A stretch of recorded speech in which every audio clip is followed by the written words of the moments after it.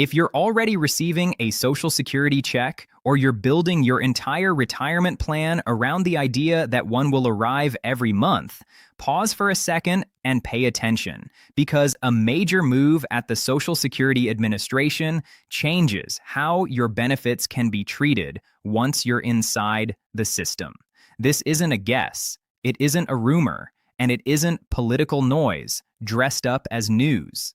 The SSA puts a new rule into force, and millions of seniors and retirees across the country feel the impact, whether they feel ready for it or not. Here's the twist. Most people only learn about rule changes after the consequences show up in their budget, because the government usually doesn't send a personalized letter that spells out the impact in plain English. Nobody calls you to walk you through the fine print, and the expectation is that you will notice the change, interpret it correctly, and respond on your own.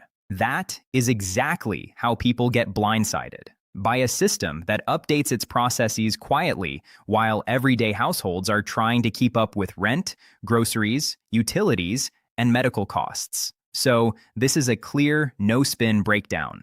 The real numbers, the practical effect, and the actions that help you avoid leaving money on the table or getting smacked by a change you never saw coming. Now watch this, because this is one of those moments where you should tune out the background chatter and focus on what directly touches your bank account. The Social Security Administration rolls out a significant rule change that is officially active, and what it changes is not abstract policy. It can shape your monthly check, your planning, and the financial stability you count on. A lot of people are confused, and honestly, that makes sense because the SSA doesn't exactly hand you a simple explanation when it updates rules. Information is often buried in government language on a website that many people over 65 never visit, and even when you find it, it's rarely presented in a way that feels human. So let's cut through that. First, you need to understand why rules like this appear at all. Social Security has been under enormous financial pressure for years, and the trust fund that backs benefits has been projected to face serious shortfalls within the next decade.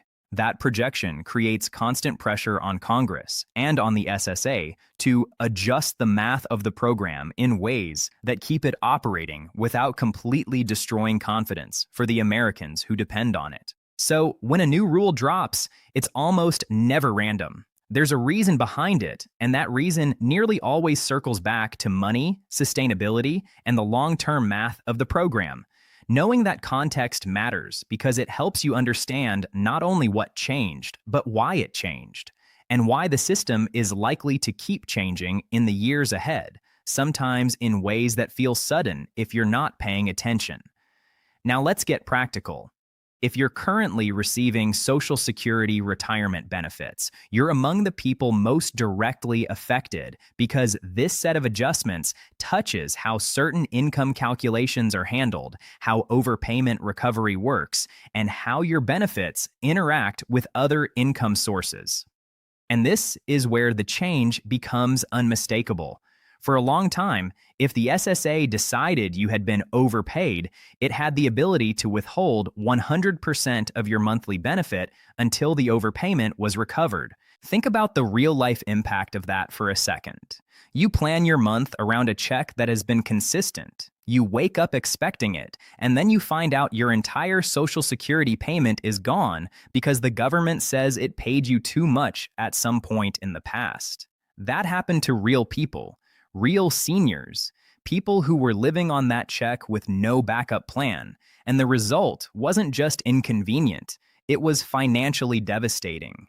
It was the kind of shock that can trigger late rent, missed utility payments, skipped medications, and a cascade of problems that are hard to recover from. The new rule changes that recovery process in a major way. The SSA now limits the default withholding rate for overpayment recovery to 10% of your monthly benefit instead of taking the full amount. Put a simple example on it, because examples make this real. If your check is $2,000 a month and the SSA says you were overpaid, the default withholding becomes $200 per month rather than wiping out the entire $2,000 deposit.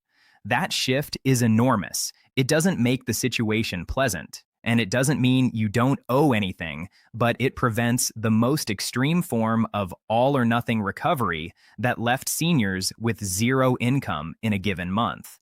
And I want to be completely straightforward about what the rule does and does not do, because confusion is where people get hurt. This does not erase the overpayment. The amount the SSA says is owed does not magically disappear. The agency still has the authority to collect it. What changes is the way it is collected by default, and that difference matters because it reduces how financially brutal the collection process can be for people who rely on that benefit to keep a roof over their head and food on the table. But here's where it gets more complicated, and this is the part a lot of surface-level coverage breezes past. This rule change connects to a broader set of adjustments the SSA has been making about how it communicates with beneficiaries. In the past, people sometimes received an overpayment notice and didn't fully understand what was happening, what the notice really meant, or what rights they had. Some panicked and did nothing. Some felt intimidated and simply accepted full withholding without realizing they had options. Others misunderstood the paperwork entirely and missed the chance to respond in the way that protected them. Alongside the new rule, new guidance is supposed to make the communication clearer, meaning the SSA is supposed to provide more understandable information about your right to appeal, your right to request a waiver, and your right to negotiate repayment terms. Whether the SSA consistently communicates in a way that is actually clear is another conversation, and based on its track record, there are reasons to doubt how smoothly that will go, but the stated intent of the change moves in the direction of transparency rather than shock and confusion. And let's talk about who should care the most, because not every senior situation looks the same. If you've been receiving Social Security for many years and you've never had an issue with your payments, you might hear this and think it doesn't apply to you. In the short term, you might be right, but overpayments happen more often than people realize, and they don't always happen because of something you did wrong. Sometimes the SSA makes an error in its own calculations. Sometimes there's a reporting discrepancy between what your employer or pension source reported and what the SSA has on file. Sometimes a life change, marriage, divorce, or a shift in your work status creates a ripple effect that changes how your benefit is calculated, and the SSA catches it months or even years later. When that happens, the notice arrives, and how you respond can determine whether you end up with benefits being withheld. This is why the 10% default cap matters. It gives you a layer of protection that didn't fully exist before, especially when the overpayment issue surfaces long after the original payment and you're already living on a tight, fixed income plan. Now zoom out for the broader environment, because this policy update doesn't happen in a vacuum. There are ongoing debates in Washington about future Social Security funding, about possible adjustments to the full retirement age, about potential changes to how the cost of living adjustment is calculated, and about means testing, the idea that higher income retirees might eventually receive reduced benefits. None of those broader debates are described as being implemented by this specific rule change, but they are part of the climate in which this rule is introduced. And if you're a senior or retiree trying to protect your financial future, you have to pay attention to the whole landscape, not just the single headline. Now, here's the practical move you can use regardless of whether an overpayment notice ever appears in your mailbox. Create a My Social Security account online if you don't already have one. Yes, some people hate dealing with online accounts, and that's understandable, but that account gives you direct visibility into your benefit history, your earnings record, and any notices the SSA issues for your file. Visibility is power. If an overpayment situation is brewing, you want to see it before it becomes a crisis. You do not want to be blindsided by a letter in the mail telling you your next check is being reduced. Getting in front of it matters. Use the SSA website, set up the account, and check it regularly, because one simple habit can shift you from reacting after damage is done to staying informed before the damage lands. While you're in that mindset, Pull your most recent Social Security statement and actually read it. Not a skim, not a quick glance, but a real review. Look at the earnings record the SSA has on file for you. If there are years where the number looks wrong, where it seems lower than what you actually earned, that matters because your benefit is calculated based on your highest 35 years of earnings. If any of those years are recorded incorrectly, your monthly check could be lower than it should be, and that difference can follow you for years, showing up again and again in every deposit you receive.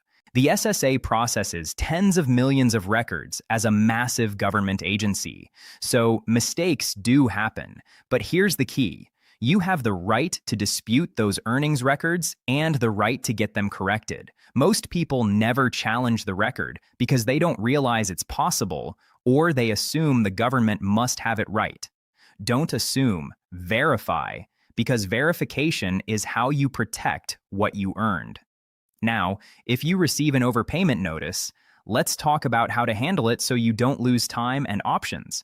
Even with the new 10% cap, receiving that notice can feel like a gut punch, and the first step is emotional control. Don't panic. Read the notice carefully. The SSA is required to tell you the amount of the alleged overpayment, the time period it covers, and the options you have for responding. If you believe the overpayment determination is incorrect, you have 60 days to appeal. If you can show the overpayment was not your fault and that repaying it would cause financial hardship, you have the right to request a waiver. Both options are legitimate and available, but they only help you if you act within the timeframes the SSA specifies, which is why ignoring the notice or setting it aside is one of the most expensive mistakes you can make. And if you feel overwhelmed by the process, because many people do, there are ways to get support. You can contact your local Social Security office and request an in-person appointment, which can help you get clarity on what the agency is claiming and what paperwork it expects. You can reach out to a legal aid organization in your area. Many provide free assistance to seniors dealing with SSA issues. You can also contact your elected representatives in Congress. That may sound like a stretch, but congressional offices have caseworkers specifically dedicated to helping constituents navigate federal agency issues, including Social Security problems, and it is one of the most underused resources available to American seniors. The point is not to make it political. The point is to use every legitimate channel available when your income is on the line. Now, stepping back to the bigger picture, here's what needs to stick with you. Social Security was never designed to be the only source of retirement income. For many people, it has become exactly that. And the reasons are real. But going forward, whether you're 60, 65, 70, or anywhere in between, you should think about what else you can build. Even small amounts saved consistently can make a difference. Even a part-time income stream can add cushion. Even a rental situation or a financial decision to reduce unnecessary expenses can strengthen your position over time, because depending entirely on a government program that faces long-term funding questions is not a position of strength. And I want you in a position of strength. This rule change is genuinely good news in one key sense. It protects you from the most aggressive form of overpayment recovery the SSA previously used, the kind that could wipe out 100% of a monthly check. At the same time, it's a reminder that the rules can change. They do change, and they will keep changing. Your job as someone receiving Social Security or moving toward it is to stay informed, stay engaged, and make sure no bureaucratic process and no policy update catches you completely off guard. You worked your entire life for these benefits. You paid into the system for decades. You deserve to receive what you are owed, and you deserve to receive it without unnecessary confusion or financial shock. So take action. Check your SSA account, review your earnings record, understand your rights around overpayment notices, and make sure the people you love, your spouse, your adult children, your friends who are in the same boat, know about this change too, because information is protection. And the more you understand what the SSA is doing and why, the better positioned you are to protect your financial future. Here's the twist that many people overlook even after hearing the 10% figure. Default means it's the starting point, not the only conversation you can have.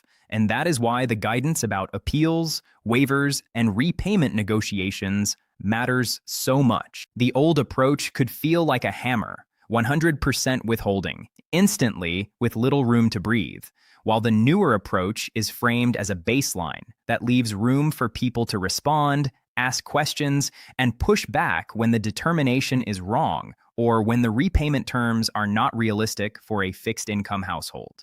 That's also why it's so important to treat every SSA notice as time-sensitive paperwork, not as junk mail that can wait, because the options are only useful while the clock is still open. And remember, overpayments can show up after the fact, long after the original payment, which is why staying organized matters. Keep your letters, keep your statements, and keep your record of any reporting you have done. Because when the SSA says a number is off, the fastest way to protect yourself is to have your own paper trail ready. If you're thinking, I've never had an overpayment, so why worry? Consider how easily a discrepancy can happen. Employer reporting, pension reporting, and SSA records do not always line up perfectly in real life. And even when the issue is not your fault, the notice still arrives addressed to you, and you still have to respond. That's where my Social Security becomes more than a convenience. It becomes your dashboard for catching issues early, seeing what the agency says about your file, and avoiding that moment where you're caught off guard by a reduction you didn't plan for.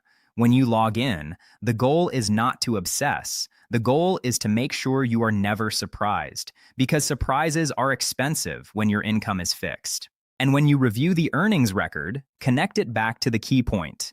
Your highest 35 years are used to calculate your benefit. So even one incorrect year that is recorded too low can drag down the final amount, and that lower amount can follow you month after month, quietly.